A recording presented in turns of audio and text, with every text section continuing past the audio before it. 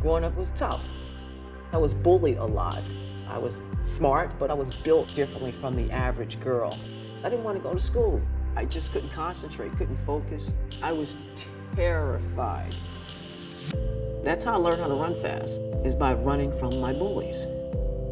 I was running so much that I even had considered committing suicide to avoid getting beat up more and more and more.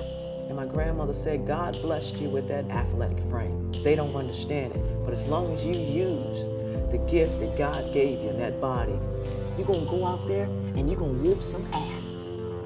Little brown poor girl who was bullied a lot, who thought even about committing suicide, who was terrified, who moved school to school, school to school, school to school, ran from everyone. How did she become the most dangerous woman in the world?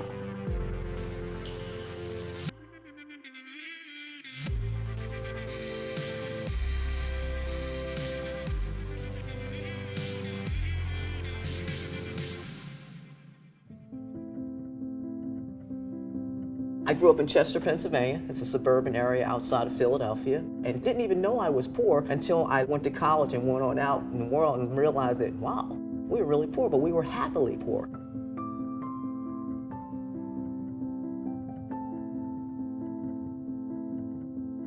My school experience in Chester was tough because I was bullied a lot. And my uncle, he was a martial art instructor. He said, listen, you can't continue to run all your life, FREDIA. He said, now this is what we're going to do. I want to introduce you to karate. I said, I don't want to fight. He said, it's not about fighting. What we're going to do is rebuild your self-confidence. Every Saturday, I would spar with my uncle for 1 hour. He would walk in, lock the door, and put the key down behind him. The goal was for me to get the key, unlock it, and walk out, but I had to get past him. He went tough on me just like a man would, and I would always find myself getting closer to the key, and then he'd move me back. I found myself getting closer and closer to the door, he'd move me back. Then finally, I'll never forget the day I fought my way past, got the key, unlocked the door, and walked out. That's how I earned my black belt. Then they started entering me in tournaments, and I started winning them left and right, getting first place, getting second place. A few times I got disqualified, but I just wanted more and more and more because I found a new love.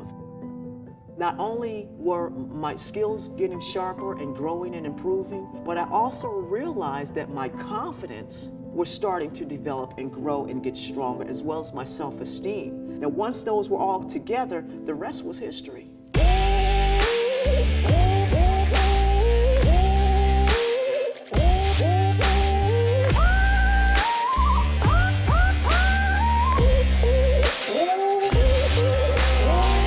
Forget seeing Sensei Benny Urquidez. I saw him fighting on TV in Germany. He's one of the famous kickboxing world champions, and I was like, that's what I want to do. So I wrote his name down, his gym information, everything that I saw on TV. Packed up everything, then I went out there to California and went straight and knocked on Sensei Benny the Jet Urquidez's door. He had a whole stable of fighters, and they were champs. And here I am, don't even know how to kickbox, but I know karate.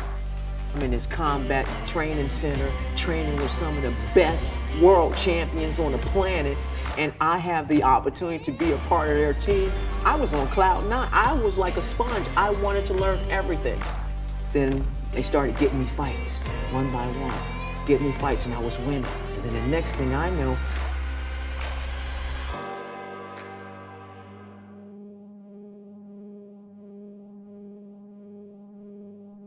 it was probably about 2:30, 3 a.m. in the morning. I'm tired, I'm done, I'm ready to go.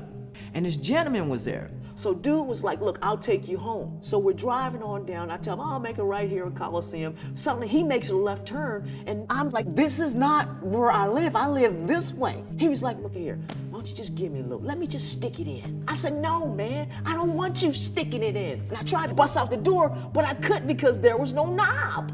And I ran to the back of the van and tried to run out the back of the van. There was this big chain on it and a lock.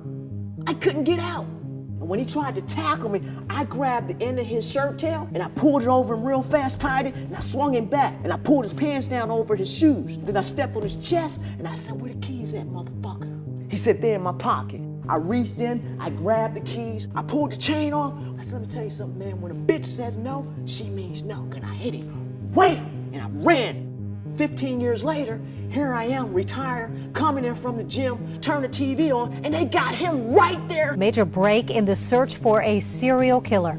LA police do have a suspect now in the grim sleeper case. They arrested the man early this morning, identified as Lonnie David Franklin Jr. I picked the phone up real fast. I called my mother. I called my grandmother. I was like, you know that guy who tried to rape me in the van about 15 years ago? He's a serial killer. He had raped and killed over 100 black women in Inglewood and killed them in his car and his van. To this day, I have PTSD as a result of that van experience.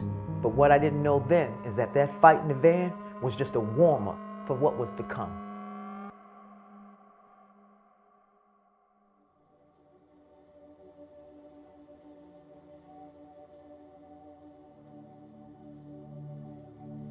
I had no idea the magnitude of the fight.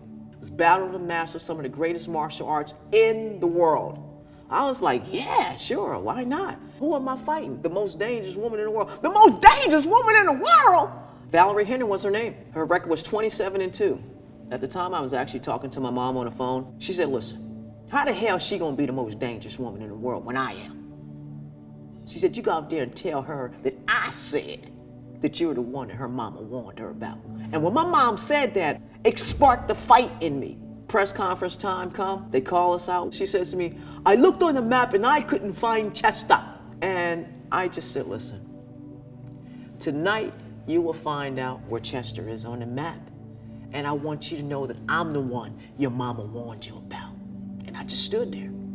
Next thing you know, they're calling us, it's showtime. I knew it was the world championship fight, and I knew it was pay-per-view. But when I stepped into San Jose's arena, I saw over 10,000 people. I was blown away, like, whoa, this is serious. Going to the ring, I'll never forget hearing people yell, that's the black girl who came here and get knocked out. And while they were saying that, I said a silent prayer to God.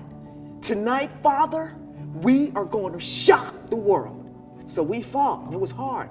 I got cuts under my eyes, stitches. Third round, my legs was getting tired. And I said, oh God, you gotta help me, my legs are getting tired. And at that time, when I said it, I threw a kick, boom, came back out, bam, and hit her with an overhand right in the back of her head, knocked her out. And Valerie Hennin goes down. Two strong right hands by FREDIA Gibbs, and Hennin is not going to get up on. It is over. FREDIA Gibbs with a surprising knockout of Valerie Hennin. I was stunned. They said I won. I shocked the world. And I yelled it. I shocked the world. My mama did! What was so beautiful about it is there's a picture of the day when I knocked her out, my hands up, and she's on the mat. And right there, the clock is 8:16. That's my mama's birthday. And at that time, I kind of teared up because that's when I realized that I had just did something really special. I am today, as it stands, the first black female combat pay-per-view world champion on the planet. Before Layla Ali, before Amanda Nunes, before Ann Wolfe, Cyborg, before any of them came. They stand on my shoulders. I was always put in there as a punching bag. But you know what? Out of all that hell, that negativity, that adversity, guess what? I came out on top. If I could say something to my bullies, what I would say is thank you. Thank you for helping me to become one of the fastest runners in Pennsylvania and All-American. Thank you for helping me to build my self-confidence, my self-esteem. Thank you for teasing me because I had an athletic frame. Thank you, because look at me now. Look at me now. FREDIA Gibbs, a punch that came from nowhere.